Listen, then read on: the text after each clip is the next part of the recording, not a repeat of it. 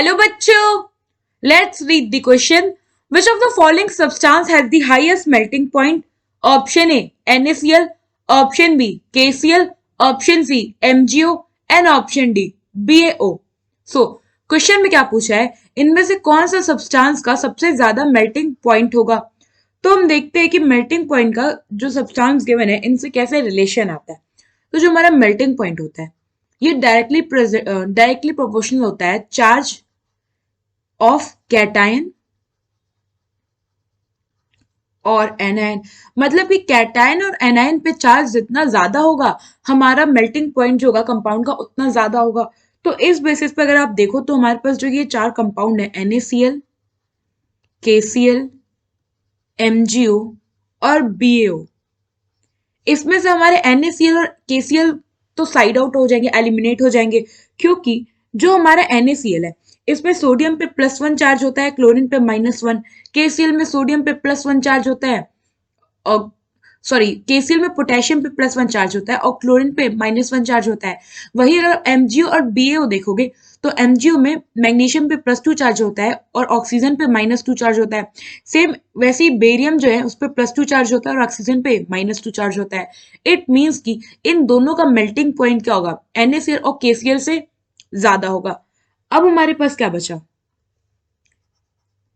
MgO और BaO दोनों पे हमारा चार्ज सेम है। तो अगर चार्ज सेम है तब हम देखते हैं कि जो हमारे मॉलिक्यूल्स हैं, जो हमारे जैसे ये MgO है और BaO, ये जो हमारे कंपाउंड है इनके जो कंस्टिट्यूट है जैसे कि ये कैटायन और एनायन, इनके साइज में क्या रिलेशन है। तो होता क्या है कि if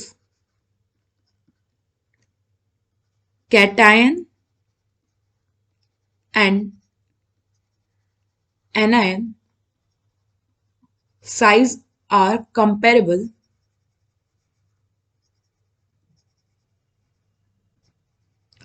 then packing efficiency will be high.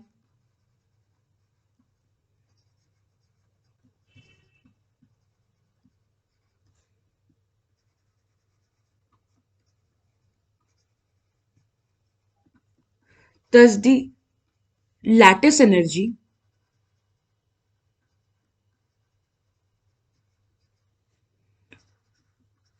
of compound is high,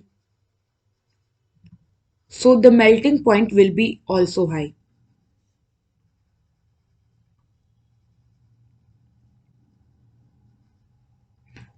तो इसका मतलब क्या है कि अगर आप खुद सोचो कि फॉर एग्जांपल हमारे पास एक ये स्फीयर है और एक ये स्फीयर है, फिर एक ये स्फीयर है और एक ये स्फीयर है।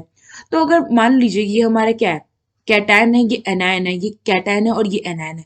तो जो फर्स्ट वाला हमारा स्ट्रक्चर है यहाँ पे अगर आप देखो तो इनका साइज जो है वो क्या है, कंपेरेबल है, ज्यादा साइज डिफरेंस नहीं है। तो अगर ये कोई कंपाउंड की जब ये क्या करेंगे, कोई पैकिंग फॉर्म करेंगे तो उसकी एफिशिएंसी क्या होगी, वो ज्यादा होगी, मतलब वो ज्यादा स्पेस ऑक्युपाई कर सकेंगे उस पैकिंग में।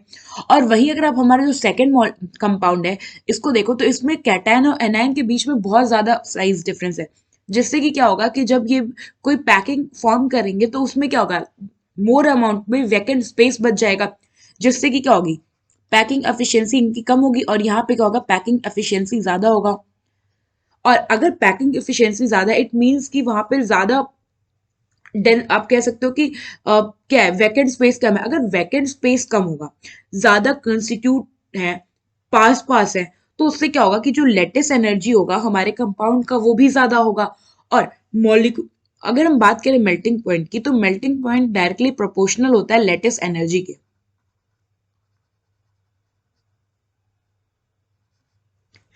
नाउ सो यहाँ पे हमें क्या पता चला, अगर आप देखो हमारा जो साइज है मैग्नीशियम और बेरियम, ये दोनों बिलोंग करते हैं ग्रुप 2 से। मैग्नीशियम ऊपर आएगा, बेरियम अपना लास्ट यहाँ नीचे आ गया। तो डाउन द ग्रुप हम जाते हैं तो साइज इंक्रीज करता है। इट मीन्स मैग्नीशियम का बेरियम से साइज क्या होगा, छोटा होगा। ठीक है, अब अगर मैग्नीशियम और ऑक्सीजन की बात करें और बेरियम और ऑक्सीजन की, तो मैग्नीशियम और ऑक्सीजन का जो साइज डिफरेंस है ये क्या है, कंपेरेबल है। वहीं अगर आप BO की बात करो तो बेरियम क्या है, बहुत बड़ा साइज होता है, ऑक्सीजन उसके सामने क्या है, छोटा साइज है। तो यहाँ पे क्या होगा, साइज डिफरेंस बहुत ज्यादा होगा, इसलिए इनका जो लेटिस एंथैल्पी होगा वो एमजीओ के कंपैरिजन में कम होगा। सो मेल्टिंग पॉइंट जो होगा यहाँ पे मैग्नीशियम ऑक्साइड का ज्यादा होगा as compared with barium oxide का ना।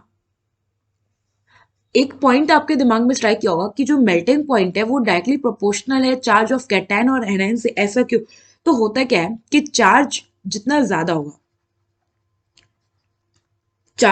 ज्यादा होगा जो हमारे कंस्टिट्यूट है कैटायन और एनायन, इनके बीच में क्या होगा, अट्रैक्शन उतना ही ज्यादा होगा। और अगर अट्रैक्शन ज्यादा है तो ये क्या होंगे, क्लोजली पैक होंगे। और जितना ज्यादा क्लोजली पैक्ड होंगे उतना ही ज्यादा मेल्टिंग पॉइंट होगा इनका। मेल्टिंग पॉइंट क्या होगा, उतना ही ज्यादा होगा हमारा ना। फाइनल हमारा क्या कंक्लूजन आया कि जो हमारा NaCl है और KCl है, ये क्या है, ये MgO और BaO के कंपैरिजन में इनकी मेल्टिंग पॉइंट कम है। और वही अगर हम MgO और BO की बात करें तो क्योंकि MgO जो है, इनके जो ये कैटायन है और ये एनायन है, इनका साइज जो है बेरियम ऑक्साइड के कैटायन और एनायन से अगर कंपेयर करो तो क्या है, ज्यादा कंपेरेबल है, इनका साइज डिफरेंस कम है, इसलिए इनका लेटिस एनर्जी ज्यादा है और इनका मेल्टिंग पॉइंट भी ज्यादा होगा। सो यहाँ पे हमारा ऑप्शन सी जो है ये करेक्ट ऑप्शन है। आई होप आपको एक क्वेश्चन समझ में आया होगा। Thank you.